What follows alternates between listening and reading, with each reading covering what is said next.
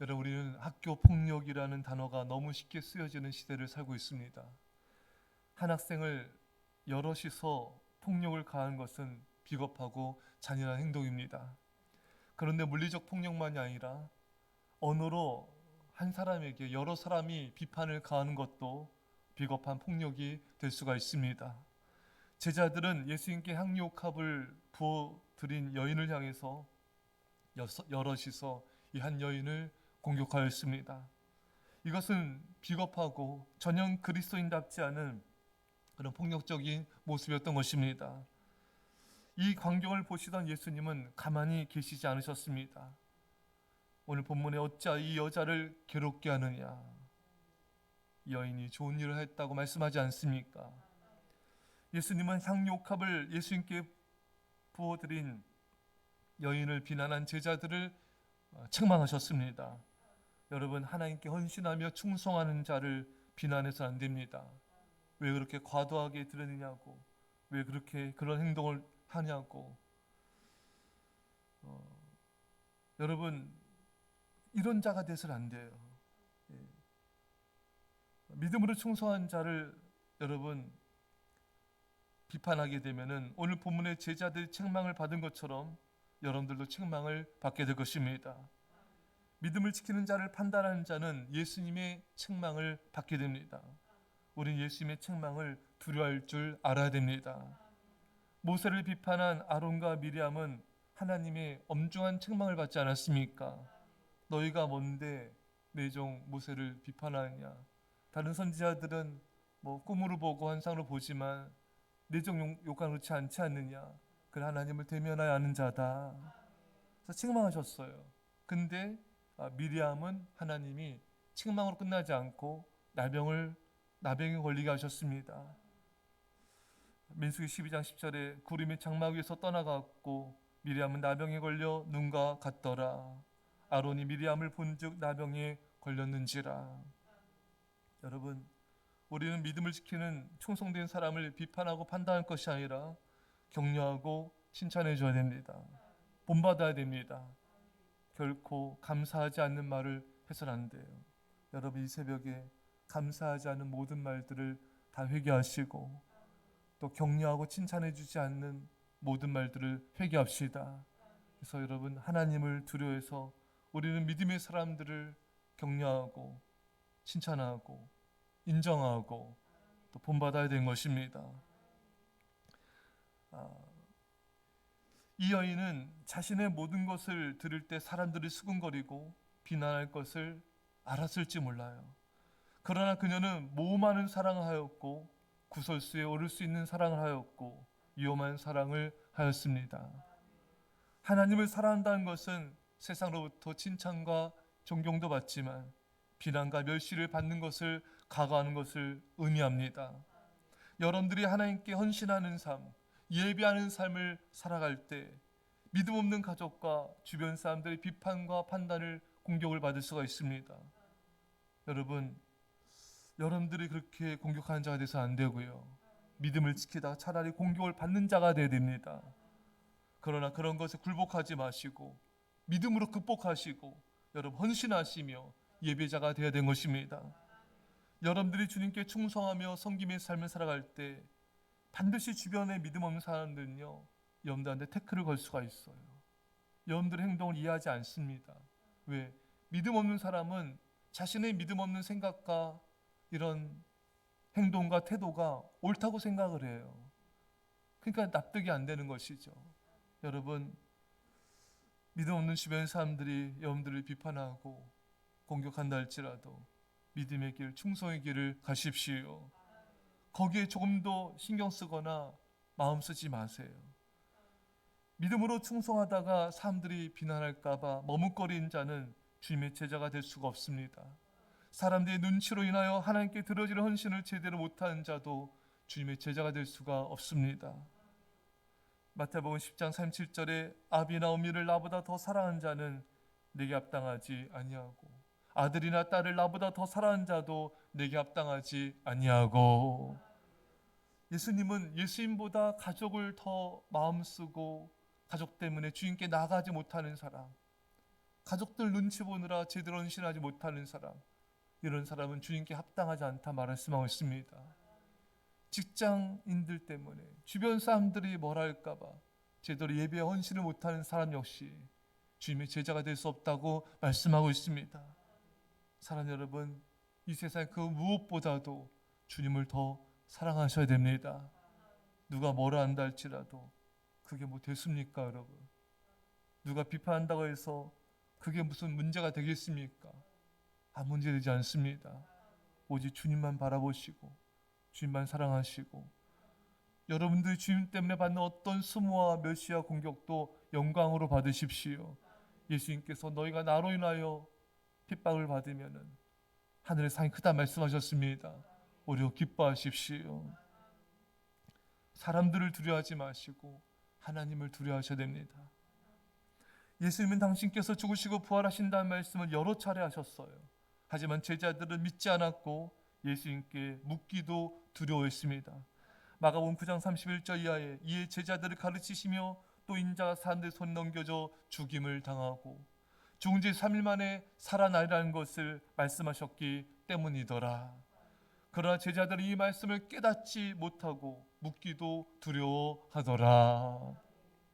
예수님께서는 살아계실 때 제자들한테 얘들아, 내가 고난 당할 것이고 죽을 것이고 3일 만에 살아날 것이다. 그럼 예수님 이게 무슨 말씀이십니까? 물어야죠. 그렇잖아요, 여러분. 묻기가 두려운 거예요. 왜 예수님 죽으시면 안 되니까. 예수님이 살아서 지금 로마에 압제당하는 우리 이스라엘 백성들을 구원하셔야죠. 그리고 이스라엘 백성들이 되셔야 됩니다. 그리고 자신들은 예수님 좌우편에 한 자리씩 해야 되지 않겠습니까? 그 문제 때문에 길거리에서 제자들이 서로 싸웠잖아요. 예. 여러분, 이렇게 욕심이 있는 사람, 자신의 생각이 주님의 뜻보다 앞서는 사람, 이런 사람들은 믿고 싶은 것만 믿는 거예요. 듣고 싶은 것만 듣는 거예요. 자신 안에 있는 그 인간적 욕심 때문에 묻기조차 두려운 것입니다. 많은 사람들이 기도할 때 간청만 하고 들으려고 하지 않습니다. 그런 여러분, 바른 기도가 아니에요.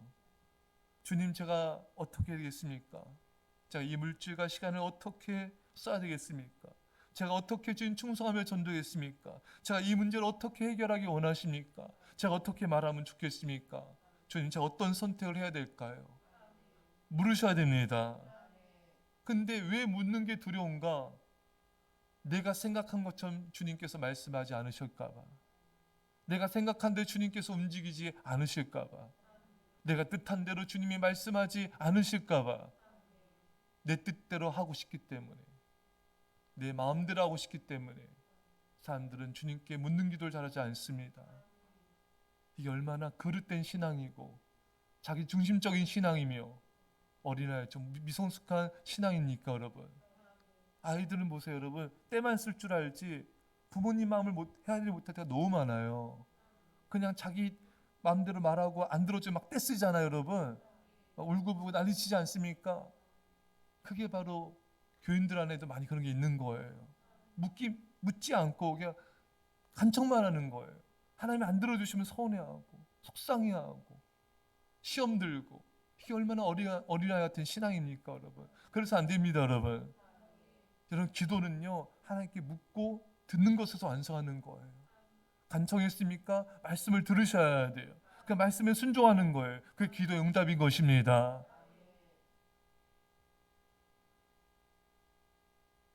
여러분, 이렇게 자신의 생각이 많고 욕심이 많기 때문에 제자들은 감히 물을 수가 없었던 것이죠. 우리가 여러분 이런 태도를 지니면요, 하나님 역사가 크게 나타날 수가 없습니다. 하나님 우리에게 큰 복과 은혜를 주시고 싶어 하십니다.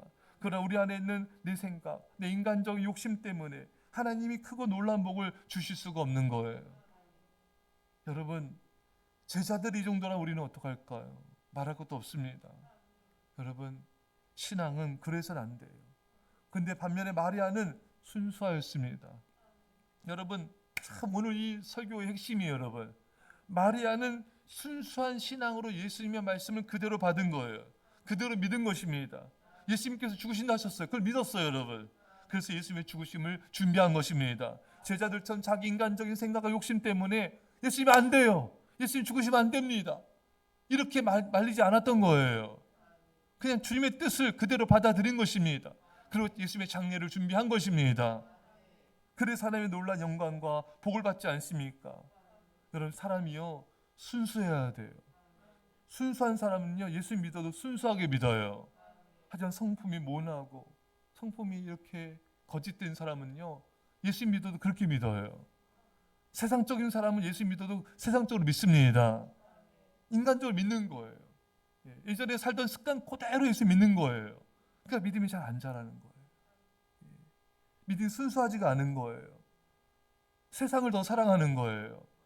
여러분, 순수한 사랑은요 주님만 사랑해요. 여러분, 예수 믿어도 주님만 바라봅니다. 근데 순수하지 않은 사람은 세상도 사랑하고 친구들도 더 사랑하고 노는 것도 더 사랑하고 돈도 더 사랑하고 다른 걸 더 사랑하게 되는 거예요. 순수하지 않아서. 하나님 믿을 때 어떤 욕심, 자신의 숨겨진 야망, 자신의 계획을 다 버려야 되는 것입니다. 그래야지 말씀을 그대로 믿고 말씀을 그대로 따라갈 수가 있는 거예요. 그러한 자는 하나님의 영광을 보게 되는 것입니다.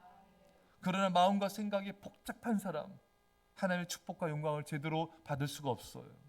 그 안에 인간적인 생각과 세상적인 욕심과 정욕이 생각을 복잡하게 만들고 스스로의 마음을 어렵게 만드는 것입니다. 하지만 마음과 믿음이 순수한 사람은요 단순해요.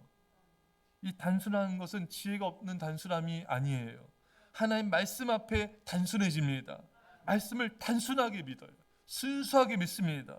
그래서 하나님께서 놀라운 역사와 은혜를 주신 것입니다. 마리아는 순수한 믿음이었기 때문에 예수님의 죽으심과 부활하심에 대해서 말씀하신 것들을 사도들보다 훨씬 더 잘 이해하게 된 겁니다.